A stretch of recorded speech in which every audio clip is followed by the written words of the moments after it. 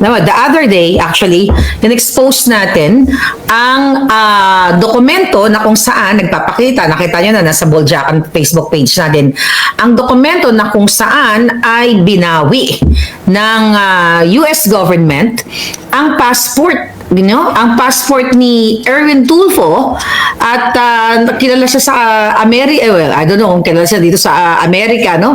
Baka yung pamilya nilang nakakaalam nito at itinago nila itong baho na ito for since 1996. Alright? Since 1991 actually. Kasi kung sa mga kapapasok lang, tandaan niyo po na binawi ng Department of State or na na booking, okay? Ni-revoke yung kanyang passport ni Erwin Tulfo. Alright. The Erwin Tulfo or ni Erich Sylvester noong 2021 dahil napag-alaman nga na yung kanya palang passport, okay, ay punong-puno ng kasinungalingan. Ang kanyang identity ay ninakaw lamang, hindi nga natin alam kung mayroon bang nag-i-exist na Erich or Eric Sylvester.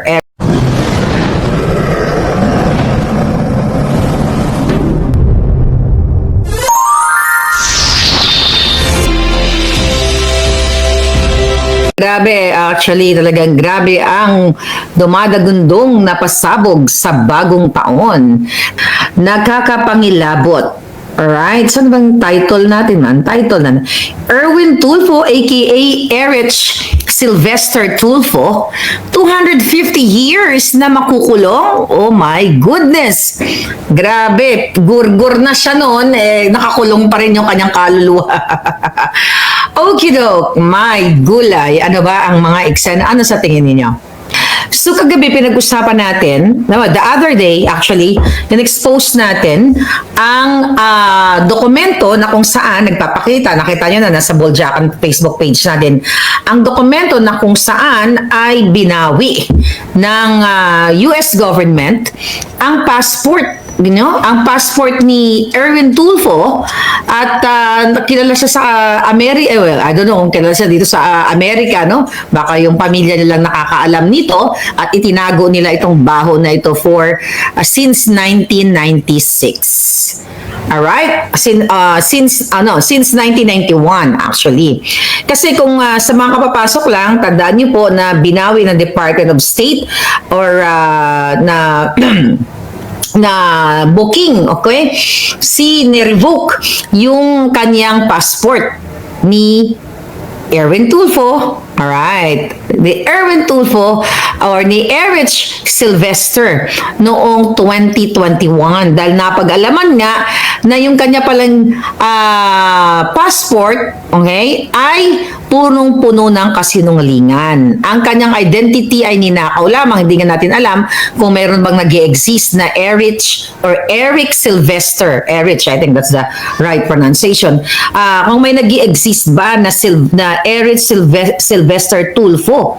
Kasi 'di ba mga kababayan, so talagang patuloy niyang ginagamit 'yon. Tuloy-tuloy niyang ginagamit simula nung na-acquire niya yung US passport na 'yon dahil nga 1991. Since 1991, nagpanggap siya na siya si Erich Sylvester Tulfo. So from 1991, nung nag-apply siya ng US passport, ilang taon na yon? 91, 2001, 2011, 2020. Yun nga, 30 years.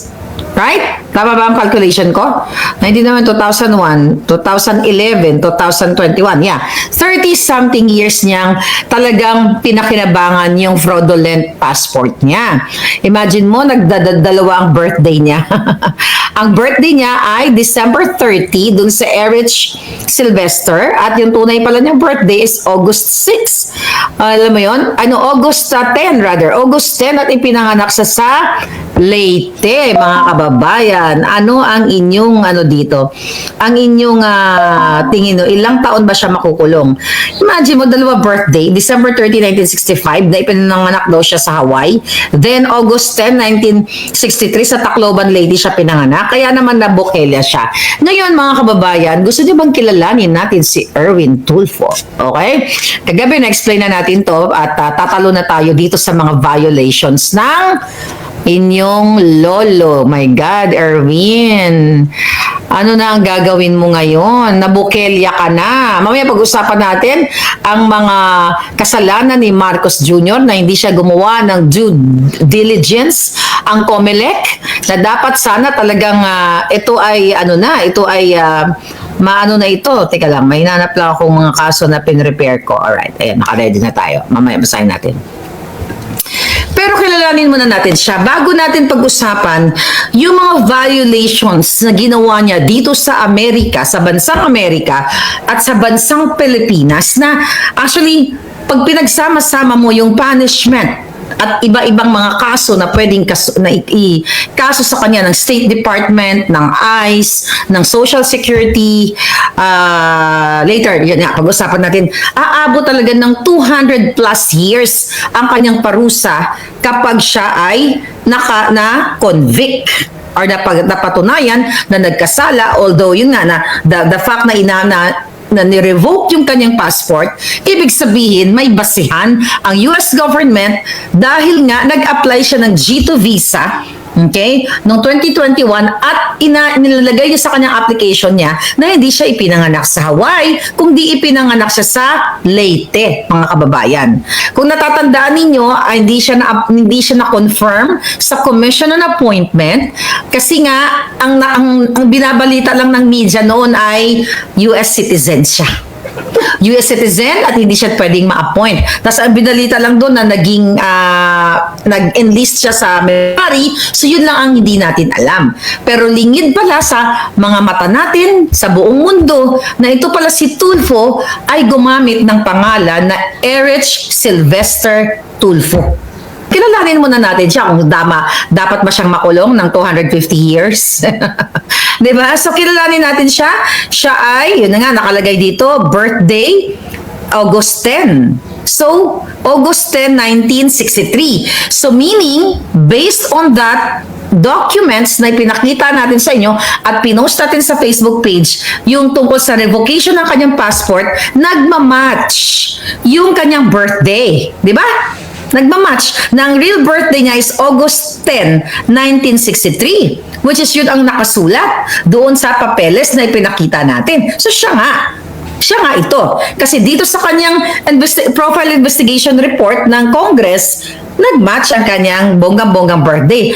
Now, mga kababayan, sino ba si Erwin sa buhay para malaman ng taong bayan?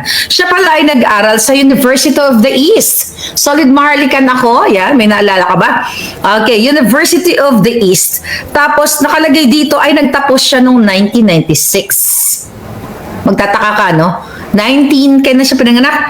1963 siya ipinanganak pero nagtapos daw siya sa UE 1996. Mamaya nakalagay yun dito. The reason why, meron pa ditong chika, hindi chika, yung information, that's chika. Mayroon dito na i-fast forward ko na lang, kaya pala 1996 siya, nagtapos daw, isang kurso lang nakalagay dito kasi nung umalis siya ng Pilipinas, asa na yung date na yon? But anyway, mamaya ko na basihin. Basta nung umalis mo siya ng Pilipinas, akala niya graduate na siya. Meron dito explanation. Akala niya, I think 1980s. Noong 1980s, umalis siya ng Pilipinas, papuntang Amerika. Pagbalik niya ng Pilipinas, akala daw niya tapos na siya. Yung pala, may mga naiwan siyang mga back subjects. So, kinumply niya yon and everything. Kaya 1996 siya nagtapos. Alam nyo, sa totoo lang, hindi ko naman kaaway ito si Tulfo. Pero kaaway siya, sa mata ng taong bayan, sa mata ng mga palangga ko sa Amerika, sa mata ng mga kababayan natin sa Pilipinas, sobrang greedy na. Kasi Erwin, 200 million ang iyong, yung iyong SALN dito, ang inyong statement mo na, you have assets, 200 million, but hindi pa rin enough. Nagpaka-greedy ka pa rin. Hindi na sana ito masisilip kung nanahimik ka na lang, pero talagang ang tao ay likas na greedy. Meron ka ng 200 million, may property, may condo, may condo and everything. 'Di ba? Napapaaral mo naman yung 10 mong anak sa iba't ibang mga girl lalo, wala naman kaming pakialam diyan as long as napapaaral mo yung anak mo, pero niloko mo yung taong bayan. Tapos ngayon tatakbo ka pa sa Senado. Tatakbo ka pa, hindi ka papayagan ng taong bayan na manalo ka. Kasi mga kababayan, mahaba tong vlog natin kasi ibibigay ko sa inyo kung ano yung mga nilabag niya o ano yung mga kaso dito na pwede niyang kaharapin dito sa Amerika. Ang career niya, ayan, present position, yun nga, DSWD, ayan, Secretary, Department of Social Welfare and Development, Building Batasan, okay? Significant past position. President and Chief Executive Officer, Erwin Tulfo Center of Huwag natin basahin yung mga kadyatahan na yan kasi irrelevant. O, mahaba yun. Mamaya pupunta tayo sa juicy part. Honors, awards and recognition.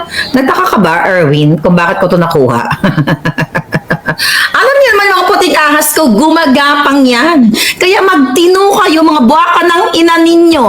Huwag nyo nang antayin na i-forward ng puting ahas itong mga dokumentong ito, mga personal ninyo na buong buhay buhubaran natin ngayon si Erwin. Organization affiliation, kapisanan ng mga broadcaster ng Chuba Chuchu ng Pilipinas. National Press Club, ganun. Investigation report, ito.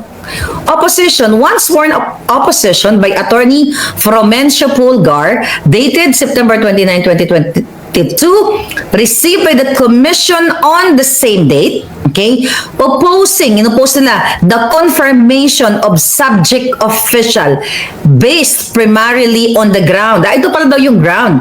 On the ground of nepotism. Dahil nga may mga kamag-anak siya dito, may kamag-anak siya si Tulfo, yung Jocelyn, yung anak. Pero alam nyo, kunwari lang ito. Kasi baka itong pinakausap niya na wag nang sabihin na siya ay Amerikano. 'Di ba? Hindi pa nga siguro nalaman ng Congress during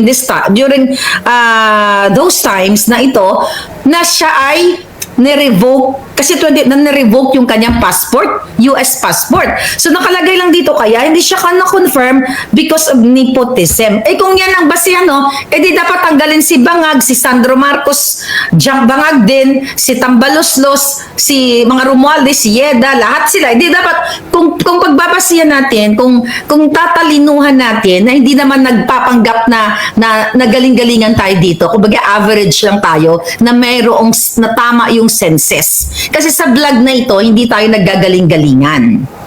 Pinag-aaralan natin ang bawat buka ng bunganga natin. Hindi porket sinabi ko sa inyo ay matalino at magaling na ako. Hindi lang tayo naggagaling-galingan at hindi lang tayo nagtatanga-tangahan dito kasi kailangan malaman ng taong bayan kung ano ang nangyayari sa inyong lupang minamahal. Here we go. Okay, on the ground of nepotism, alleging that the proclamation of Mr. Rafi Tulfo as Philippine Senator constitutes nepotism in its generic sense in the appointment of subject official as Cabinet Secretary, thus, delicadeza should operate. Ang dami magkakamag-anak dyan, tignan mo, di ba? Sabi ko sa niya, etchos lang to. Kasi ayaw ilagay, siguro nga, sinabi ni Lisa Tanas o ni Bagag Jr. na may pananagutan na nag-appoint siya ng fraudster like him. Nepotism, ang daming magkakamag-anak, di ba? Lahat sila dyan magkakapatid, mag-asawa and everything.